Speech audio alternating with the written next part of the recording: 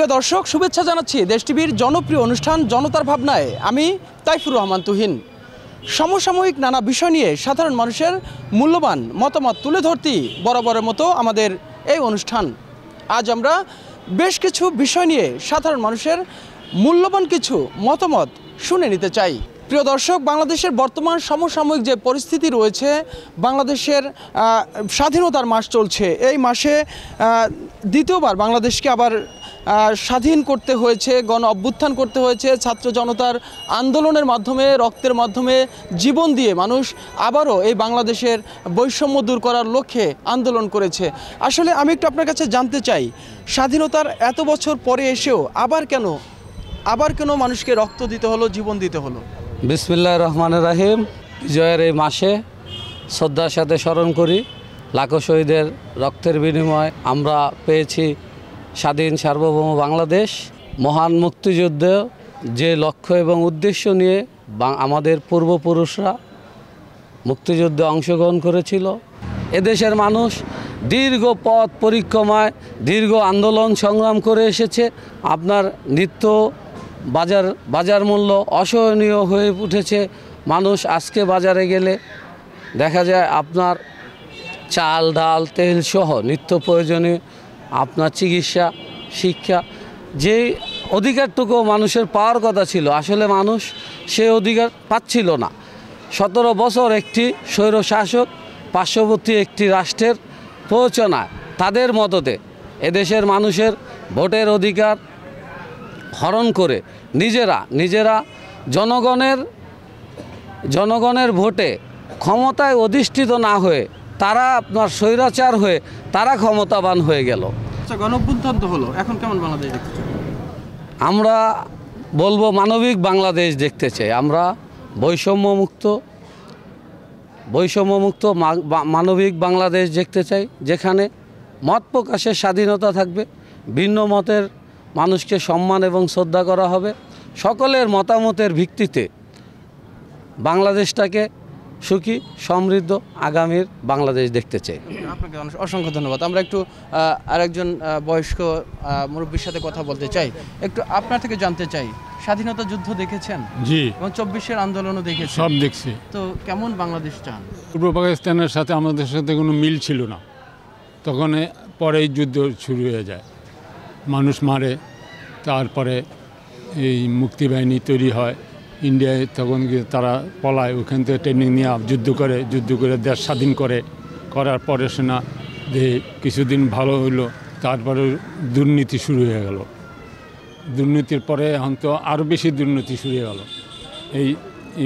এই আমল থেকে আপনার এই 17 বছর নির্যাচার আরম্ভ হয়ে গেছে, ধরাধরি, মারামারি, পিটাপিটি। এই জন্য বাড়ি থাকে না, কেউ পলাইয়ে থাকে, অডালা কেস দিয়ে থুয়ে দেয়, উল্টা ফুল্টা কেস দিয়ে দেয়। পুলিশের সাথে কোনো কথা বলা যায় না। পুলিশে বহুত জ্বালা যন্ত্রণা করেছে, ধরে নিয়ে অন্য কেসে ঢুকাই দিচ্ছে।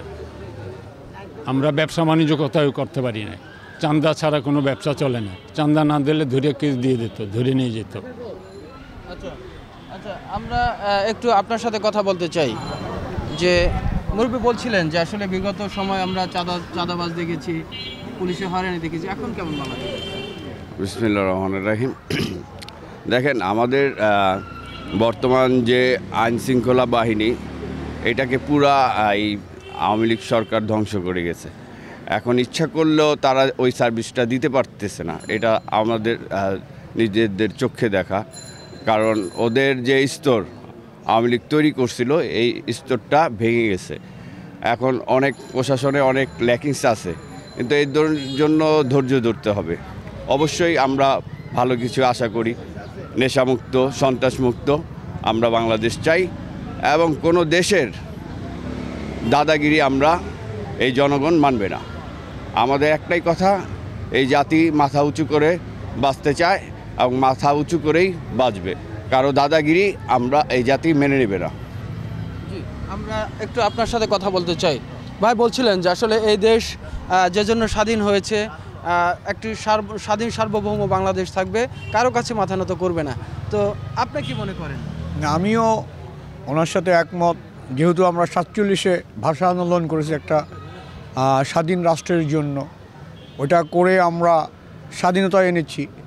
স্বাধীনতা আনার পরে আমাদের একটা সুন্দর আর স্বাধীন সরকার হবে, হওয়ার পরে দেশটা সুন্দরভাবে গড়ে উঠবে।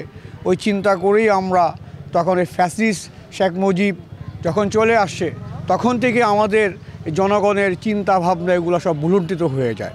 যার জন্য আমরা এই 24-এর গণ অভ্যুত্থান আমরা এতদিন পরে আবার আমাদের ছাত্র জনগণ সবাইকে নিয়ে ঐক্যবদ্ধ হয়ে আমাদেরকে এই 24-এর গণ অভ্যুত্থান করে ফ্যাসিস্ট হাসিনাকে সরানোর জন্য আমরা চেষ্টা করেছি এবং দেশটাকে সুন্দরভাবে রাখার জন্য আমরা সবাই মিলে এখন কাজ করে যাব। এই কাজ করে দেশটাকে আবার সোনার বাংলা এবং সুন্দর বাংলাদেশ গড়ার জন্য আমরা সকলেই মিলে চেষ্টা করে আমরা এটাকে একটা সুন্দর জায়গায় আবার আগের জায়গায় নিয়ে আসব। আমাদের দেশে 20 কোটি মানুষের উদ্দেশ্যে বলছি, রক্ত অনেক দিয়েছি, আর চাই না আমাদের রক্ত দিতে। একটা শান্তি শৃঙ্খলাভাবে যেন আমাদের উন্নত পথে চাইতে পারি, এইটা আমাদের কাম্য। এখন আমার সবাই এক ভাই ভাই মনে করে সবাই একটা সংখ্যা এক হয়ে ব্যবসা বাণিজ্য দিয়ে দেওয়া হবে। আর চাই না আমরা রক্ত অনেক ঝরিয়েছি, আর রক্ত দিতে চাই না। আমাদের সুন্দরভাবে সংসার করতে চাই। এই জীবনে কেউ হানাহানি খুনাখুনি যেমন আর না হয়। আমরা চাই খুব সুন্দর একটা বাংলাদেশ। আমরা 71-এর যুদ্ধ দেখিনি, আমরা শুনেছি পাকিস্তান হানাদার বাহিনীর কথা। ওই সময়ও আমাদের বাক স্বাধীনতা ছিল না, যারা আমাদের মুরব্বিয়ান তারা বলেছিলেন। ইভেন আমরা 2008-এর পরে আবার এসে দেখলাম যে এই স্বৈরা শাসক এসে আবার আমাদের বাক স্বাধীনতা কেড়ে নিয়েছে। তখন বাধ্যতামূলক ছাত্র জনতা, আমরা সাধারণ জনগণ একত্রিত হয়ে আমাদের এই বাক স্বাধীনতার জন্য লড়াই করেছি। আমরা 2024-এর স্বাধীনতা দেখেছি এবং আমরা এই 2024-এর স্বাধীনতা ধরে রাখতে চাই, যাতে করে আর কখনো কোনো ফ্যাসিস্ট সরকার এসে আমাদের বাক স্বাধীনতা এবং আমাদের মূল্যবোধটাকে কেড়ে নিতে না পারে। প্রিয় দর্শক, এ পর্যায়ে নিচ্ছি আমরা ছোট্ট একটি বিজ্ঞাপন বিরতি, সাথেই থাকুন।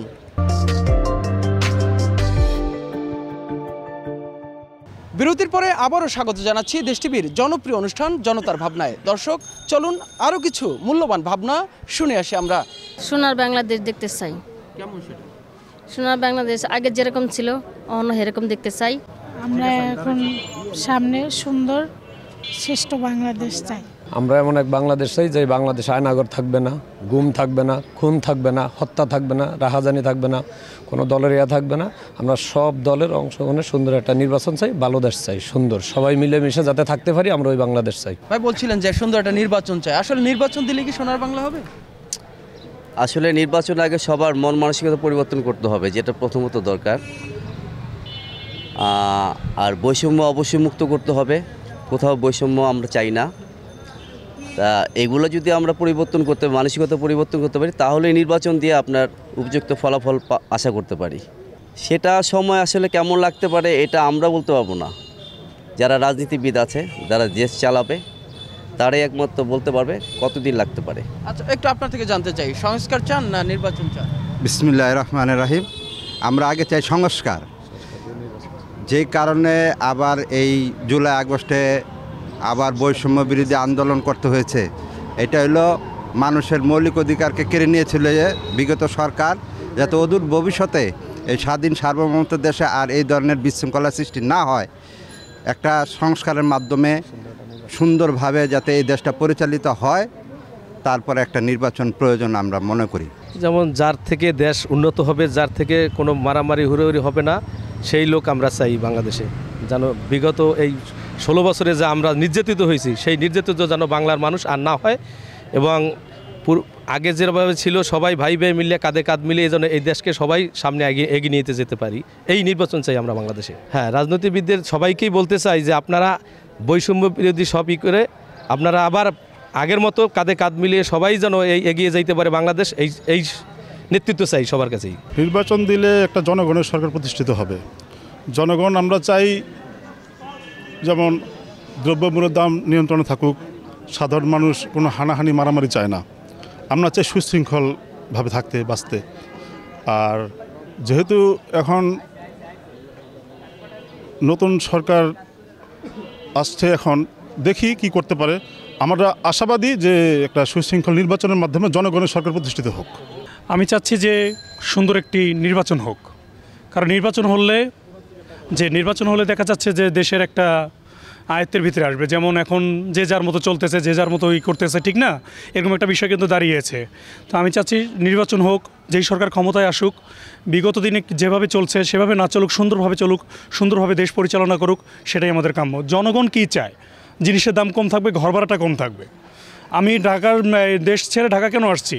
আমি এই জন্যই আসছি যাতে 2টা পয়সা আয় করতে পারি। আমি তো আর বাড়ি আলান, আমি তো ভাড়াটিয়া। তো সেটাই যদি আমি চাকরি করে জব করে আমি যদি না করতে পারি, সেটা 10টা টাকাই যদি আমি না জমাইতে পারি, তাহলে আমি আগামীতে আমি কী ভবিষ্যৎ দেখব? তো চাই জিনিসের দাম কমুক এবং সুন্দর সুষ্ঠুভাবে নির্বাচন হোক। যেই সরকারই আসুক জনগণের দিকে যেন দৃষ্টিটা রাখে। বিগত সরকার যা কিছু করছে, স্বৈরাচারী করছে, যাই কিছু করছে সেটা হয়ে গেছে, তার বিচার আয়ত্তে আসুক, সেটা আমরা চাই। একটা সুন্দর নির্বাচন হোক, এই দেশে নির্বাচন যারা নাকি ভালো নেতৃত্ব দিবে, জনগণ যে বাঁচতে পারে সুন্দর মতন, আর আগের মতন যে জিনিসটা আসিল সেই জিনিসটা যেন আর কখনো না হয়। যেটা বলতে কি আগের মতো যেমন যে যেমনি পারছে অমনি দাম বাড়াইছে জিনিসপত্র, এটা যেন না হয়। সুন্দর একটা নির্বাচন দিয়া আমাদের যে কথা বলার যে অধিকারটা দেয়, সেই অধিকারটা আমরা চাই। আমরা আর কিছু চাই না। আমরা যে সুন্দর একটা নির্বাচন, একটা পুরুষ নেতৃত্ব আসুক, এটাই আমরা চাই। আমি এমন একটা বাংলাদেশ চাই যে আমাদের মতন গরিব মানুষ যাতে 2টা খাইতে পারে, ডাল ভাত খাইতে পারে। আমরা তো মাংস, দুধ, গোশ এটা চাই না। আমরা চাই 2টা যাতে আপনার ডাল ভাত খাইতে পারে। আর আমরা যেন কারোর এমন রাজনীতিতে না পড়ি যাতে আমাদের গুলি খেয়ে মরতে হয়। এই রাস্তায় আমাদের মতন সাধারণ লোক আমরা রিক্সা মিক্সা চালায় খাই। অনেক সময় আছে আমরা রিক্সে যাই, বেরিয়ে আমার বৌসালমের কারণে, সংসারের কারণে বেরোতে হয়। অনেক সময় আমাদের মতন মানুষের গুলি খাইতে হয়।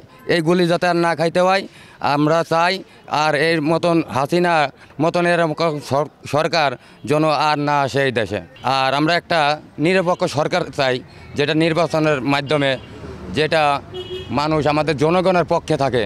আমরা চাই না ধনী গরিবের কোনো ভেদাভেদ থাকে, এই জিনিসটা আমরা চাই না। আমরা চাচ্ছি আমরা যারা গরিব এই দেশে আছি, এদেশে ম্যাক্সিমাম লোকই গরিব, অর্থশীল খুব কম। তো আমরা চাচ্ছি ন্যায্য মূল্যের দাম যদি আমাদের যারা আছে, মাননীয় উপদেষ্টা যারা আছে, তারা যেন ন্যায্য মূল্যের দাম কমায় দেয়, এটাই আমার আশাবাদী। আর আমরা সঠিক একটা নির্বাচন চাই আগামীতে, যাতে সঠিক নির্বাচনের মাধ্যমে একটা ভালো সরকার বসে, জনগণের সরকার যাতে এই দেশে প্রতিষ্ঠা হয়। বলতে চাই বর্তমান যারা উপদেষ্টা আছে এবং ডক্টর ইউনূস যে আছে, সে অন্য দিকে না দেখা বর্তমান দ্রব্যমূল্যের যে বাজারটা, যারা এই নিম্ন শ্রেণীর লোক আছে, আমরা আজকে মনে করেন 20,000 টাকা 15,000 টাকা বেতন পাই, তা দিয়ে আমাদের সংসার বাচ্চা এগুলো চলে না। তার আগে দেখা উচিত যে গরিব এবং নিম্ন শ্রেণী তারা কি করে, কিভাবে তাদের সংসারটা চলে। তারা উপদেষ্টা যারা আছে তারা এই দিকটা দেখুক। নির্বাচন, সবাই তো বলে নির্বাচন, কিন্তু নির্বাচন পরে দিক, আগে দেশ ঠিক করুক। দেশ ঠিক করার পরে নির্বাচন দিক। দেশ যদি ঠিক না হয় তাহলে আপনারে আমাকে ধরবেন, আমি তারে ধরবো, এইভাবে চাঁদাবাজি সন্ত্রাসী চলতেছে দেশে। যে যার মতো খাইতেছে, চলতেছে, যাইতেছে, এটা তো ঠিক না। যারা উপদেষ্টারা আছে তারা দেখুক যে এই দেশ আগে কীরকমের চলছে, এখন কিভাবে চালান যায়। আমরা দেশ আগে ঠিক করি, পরে নির্বাচন দিই। কোন দল আসবে, কোন দল যাইবে, এইটা তো দেখবে জনগণ। এটা তো যারা এই বিগত যারা ছিল তারা যেইভাবে মনে চায় সেভাবে চালাইছে। আপনারা আমি আজকে বুক ফুলে কথা বলতে পারি নাই 17 বছর। যারা উপদেষ্টারা আছেন তারা এই দেশ আগে ঠিক করেন, 6 মাস, 1 বছর, 2 বছর, 3 বছর যাওক, পরে আপনি নির্বাচন দেন। বিসমিল্লাহির রহমানির রহিম। আমি সর্বসাকলে সবার কাছে বলতে চাই যে এই দেশ একটা গরিব দেশ। জিনিসপাতির দাম নিয়ে গত আওয়ামী লীগ সরকারের আমলে আলোচনা হয়েছে। আওয়ামী লীগের এক মন্ত্রী বলছে যে এই দেশের সিন্ডিকেট ভাঙা যাবে না, তারা পলায় গেছে, তারা অত্যাচার করছে, স্বৈরাচারী করছে, অনেক মার বুক খালি করেছে, তারা চলে গেছে। এখন দেখেন এই সরকার যাওয়ার পরও জিনিসপাতির দাম কিন্তু কমতেছে না, বাড়তেই আছে, বাড়তেই আছে। আমাদের মতন দিনমজুরি মানুষ যারা, তাদের কিন্তু দিশা ছাড়া, একবারই ছাড়া। কেউ বাসা বাড়ি দিতে পারতেছে না, কেউ ট্রিটমেন্ট করতে পারতেছে না। তো এখন যদি সংস্কার করতে থাকেন তাহলে দেশের মানুষ আর বাঁচবে না। অতএব এখন দরকার একটা সুন্দর নিরপেক্ষ নির্বাচন দেওয়া। সংস্কার করে লাভ হবে না। এই পর্যন্ত গত 3-4 মাসে কোনো সংস্কার করে কি কোনো ফল দেখাতে পারছে? কোনো ফল আসে নাই। কিছু লোক ধরছে, কিছু লোক পলায় চলে গেছে। তো এই লোকগুলো যে পলায় চলে গেল, তারা যে কীভাবে গেল, তাদের আইনে আনা উচিত ছিল না, আনে নাই। তো এখন আমরা চাই সুন্দর সুস্থ একটা নির্বাচন এই দেশে, স্বাধীন সর্বমূল্য একটা ভালো নির্বাচন চাই। আর স্বৈরাচার মৈরাচার এগুলো দেখতে চাই না। বহুত মারবুক খালি হয়েছে, এখনও হসপিটালে গেলে চোখ দা পানি এসে পড়ে। আর জিনিসপাতির দাম কমাতে হবে। আর আওয়ামী লীগের মন্ত্রী যখন বলতে পারছে যে জিনিসপাতির দাম সিন্ডিকেট ভাঙা যাবে না, জিনিসপাতির দামও কমবে না, এটা নিয়ে প্রধানমন্ত্রী বলছিল যে না কেন ভাঙা যাবে না, দেখবে কই আর দেখেন দাম আরও বাড়ছে। আর এখনও আপনি দেখেন জিনিসপাতির দাম আরও বাড়তেই আছে। সয়াবিন তেল বোতল জাত ছিল বেশি দাম, লুজ তেলটা দাম ছিল কম। আমার গরিবরা এই লুজ তেলটা আমরা খাইতাম, আজকে দেখেন লুজ তেলের দাম বেড়ে গেছে, বোতলের দাম কমে গেছে। এরও কি সিন্ডিকেট? অতএব সংস্কার আপনারা যতটুকু করছেন করেন, যতটুকু পারেন করেন, আর সুন্দর সুস্থ একটা নির্বাচন আমরা চাই এই দেশে। প্রিয় দর্শক, এ পর্যায়ে নিচ্ছি আরও একটি বিজ্ঞাপন বিরতি, সাথেই থাকুন।